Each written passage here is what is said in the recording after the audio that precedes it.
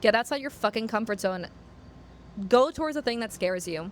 Go towards the thing that feels exciting to you, because that's where you're going to grow. That's where you're going to learn about yourself through the challenge.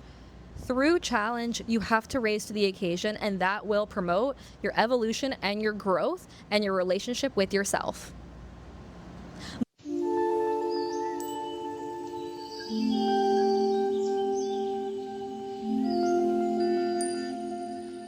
Welcome to the Visualize Meditations podcast, hosted by your gal pal, Sasha Patil, a Chopra certified meditation teacher, athlete, and adventurer. This is a place where high performance and health meets fulfillment and fun. Each week, I'm bringing you guided visualization meditations and honest solo sessions where I share personal development, my most unhinged stories, and intimate interviews. Whether we're chatting wellness, achievement, or building an aligned community, we're here to create the life of your dreams and have an absolute blast doing it. Hi, hello. What the hell is up? Welcome back to another episode of your favorite, the one, the only, the Visualize Meditations podcast. Hi, it's your gal pal, Sasha. Yo. What's up? It's your gal pal Sasha, and let me paint the scene for you right now. I'm currently in Atlanta, Georgia. I am on a road trip with my mom. We're bopping around the East Coast, up and down the East Coast, visiting family, and it has been a wild ride. It has been so much fun hanging out with my mom, spending really good quality time with my mom. We're both fully remote, so we're working during the day, kind of chilling and hanging out in the evening and getting some good quality time together, because when do you get this kind of good quality time with your parent as a adult person? I don't know. So I know we're both really enjoying it and taking advantage of our time together. And it's definitely been really impactful and really important, not just this road trip, but this entire summer for me.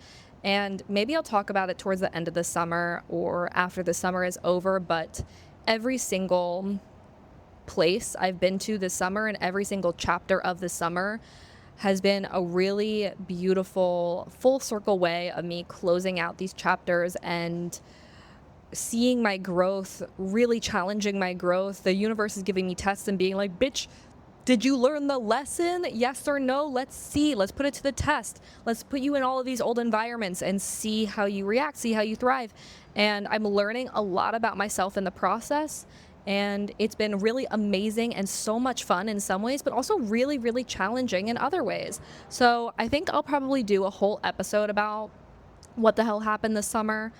But for now, I'm just going to leave it because it's still in progress and it's still happening. But just know that it's important and it's impactful, and I'm having the best time, and I'm really, really excited to get back to LA. But it's a dichotomy of being really excited to get back to LA, but also just being so present in this moment and soaking up this time that I have with my loved ones in these old chapters of my life and revisiting my old lives. And I'm just enjoying the process of this moment because it is so transformational and it is so transitional, and I'm just soaking it all up like a sponge. Yeah.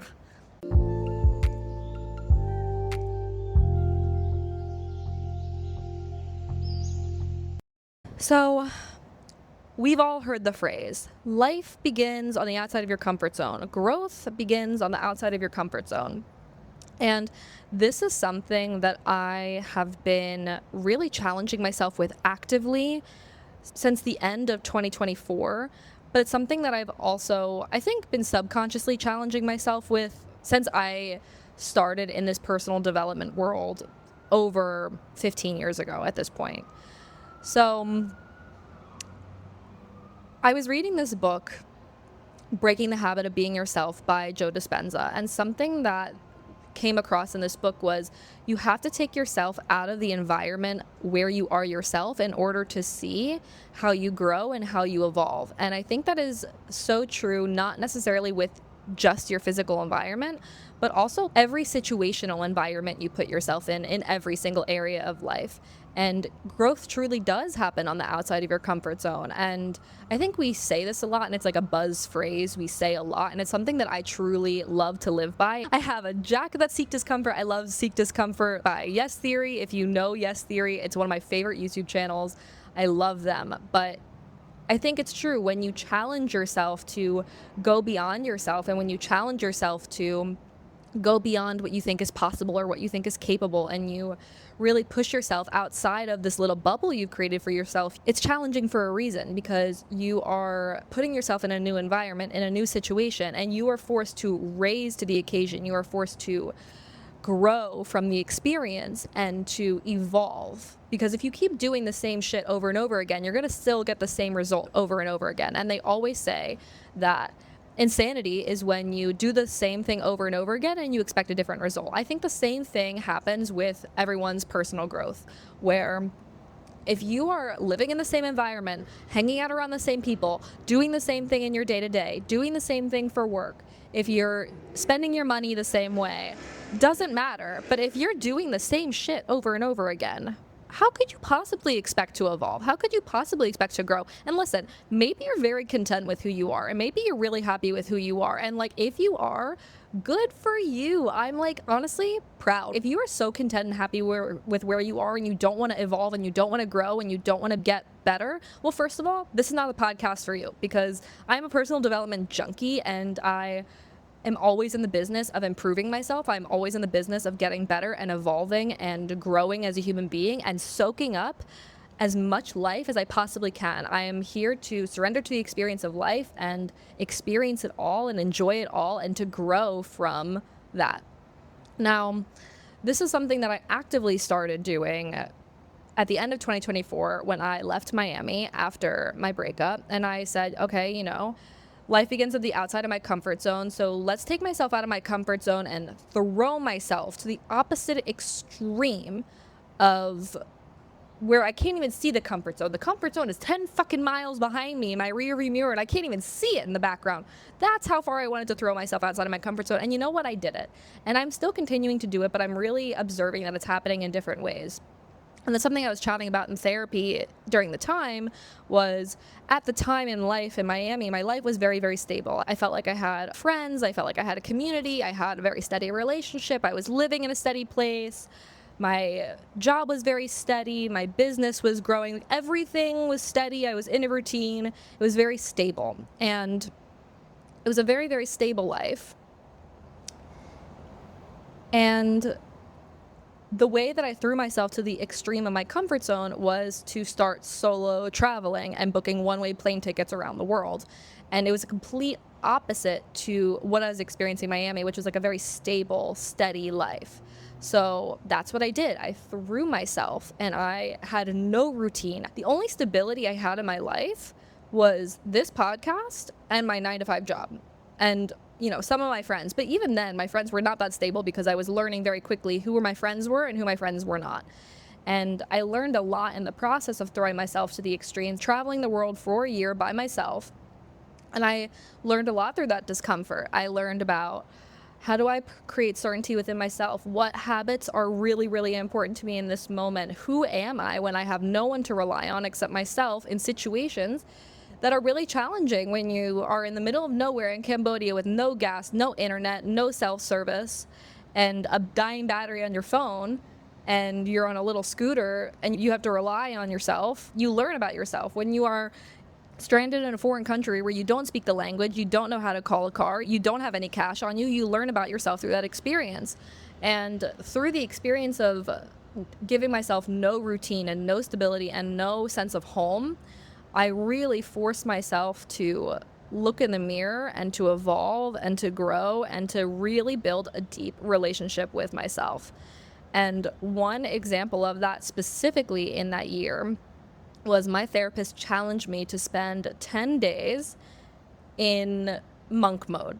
which basically my comfort zone at the time was spending time with a lot of people. I wanted to be around people all the time. I wanted to have friends around all the time. I wanted to have people around me all the time. I love friends. I love community. I love family. I love love. I love to be, having some sort of romantic thing going on. And my therapist was like, okay, so your comfort zone is being around people. What would it look like if you went and spent some time in solitude and didn't talk to anybody?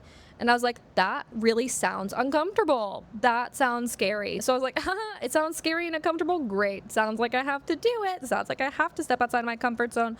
So you know what I did? I booked a 10-day trip to Zion National Park where I went into full monk mode. Well, listen, okay, monk mode, subject to interpretation, but my version of a monk mode, right?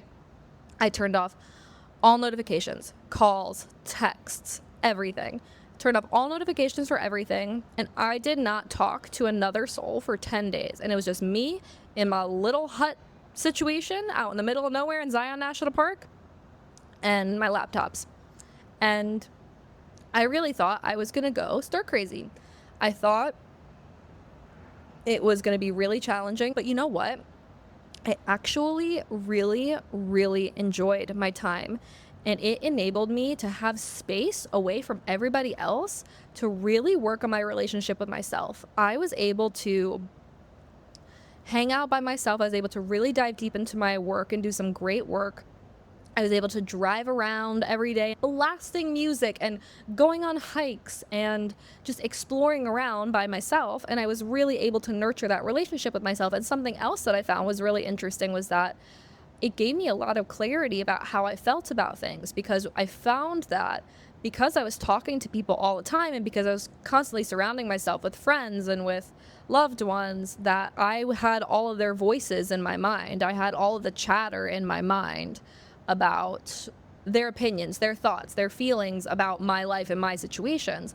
But when I quieted all the noise and I was able to go internal and go deep within myself, I was really able to hear my own fucking thoughts and hear my own opinions about what was happening in my life, and is able to gain a lot of clarity about who I am and what I want. In that 10 days, I think I really, really, really developed the relationship with myself, and I really enjoyed that time, and I felt like I grew tremendously in that time of 10 days, just like complete solitude and just having that time and space to myself. And it's funny because it's something that I'm still kind of working through with my therapist. Is anytime that I'm experiencing discomfort in any sort of way, we're actively going towards that discomfort. And one of the things now that I'm tackling, that I have been tackling for the last 6 months or so since coming back from my travels, was the discomfort of doing less. Forever and ever, I cannot tell you the last time I haven't done this in my life, but for the longest time, I have always overloaded my plate. I've always stretched myself so paper fucking thin that I have been a stress ball. My massage therapist growing up, she's been massaging my traps, and there are just permanent rocks there. There has always been a lot of tension. There has been a lot of tension in my body and a lot of stress in my body, and it's because I overload myself with things that I have to do or must do, and I want to be it all and juggle it all and be perfect and have it all at once. And my therapist and I talked about, okay, what would it look like to do less? Wouldn't that be uncomfortable, to just knock off to-do lists, to take it down, to take things off my plate? What would it look like to take things off my plate? And I'm like, that sounds really fucking uncomfortable.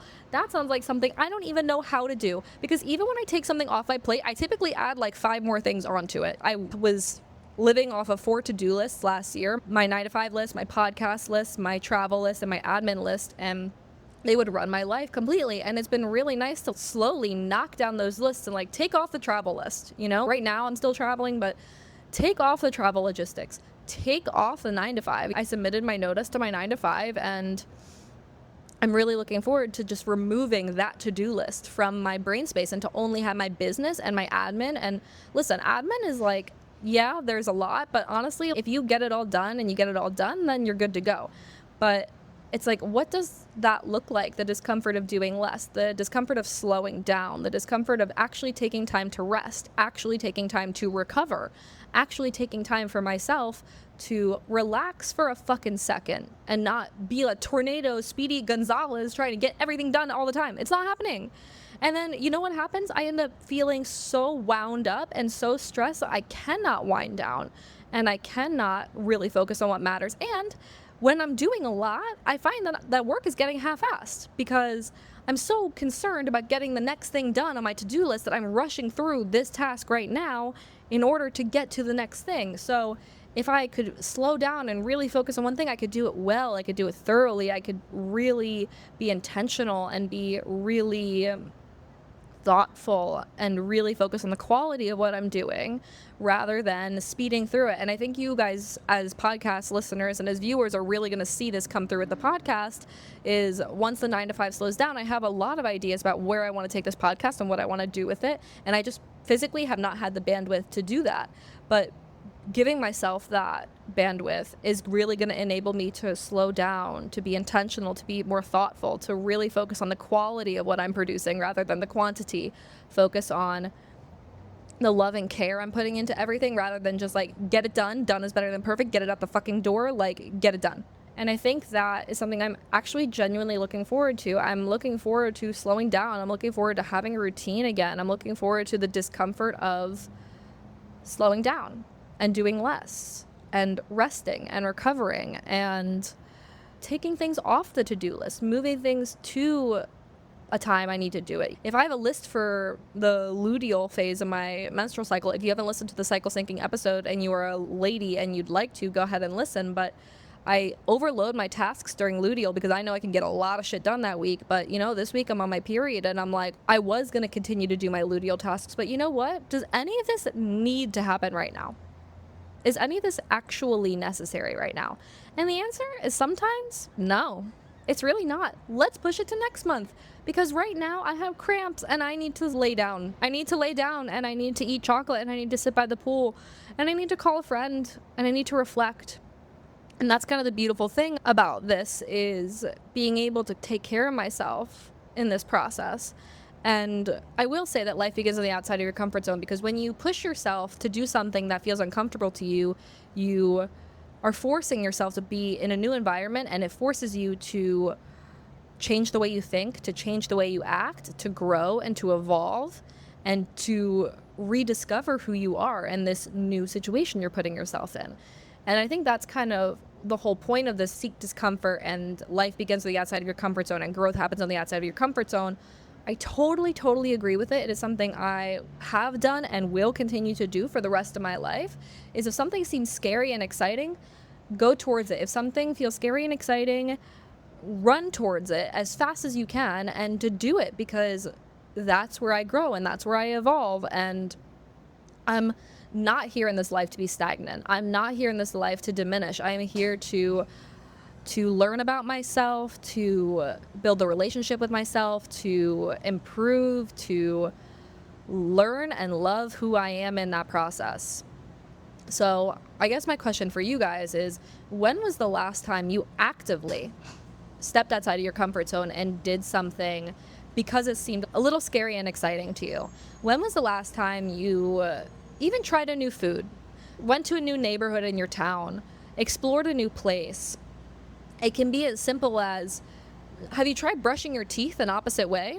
Have you tried switching up your routine? Have you tried maybe hanging out with different friends? Have you gone and tried going out and meeting new people in maybe a more aligned environment? Have you tried setting that boundary with that family member? When was the last time you actively took some discomfort instead of just running away and avoiding it? And listen, if you're in the business of being like, oh my God, that seems so scary, that seems so awful, I don't know how to do that, I'm just gonna go crawl under a rock and hide from it and just hope that everything's fine. Listen, if you're in the business of doing that, more power to you, go ahead, do your thing. But I'm personally not here to, be stagnant in my life. And if you are, then again, not the podcast for you. But if we're in the business of improving ourselves, get outside your fucking comfort zone. Go towards the thing that scares you. Go towards the thing that feels exciting to you. because that's where you're going to grow. That's where you're going to learn about yourself through the challenge. Through challenge, you have to raise to the occasion, and that will promote your evolution and your growth and your relationship with yourself. Boom. Let's go. Boom. Let's go. I hope you enjoyed this little solo. You know, I might have to go, but I may speak fast, but I know I gotta go a little bit more slow. Oh, that's for damn show. I'll see you later, hoes. Bye. I hope today's episode left you feeling inspired and aligned. Make sure you're following the show so you never miss out on our weekly meditations or solo chats. I love connecting with you guys. Let's talk on Instagram and TikTok at Visualize Meditations, and we will catch you guys next week on the Visualize Meditations podcast. Bye.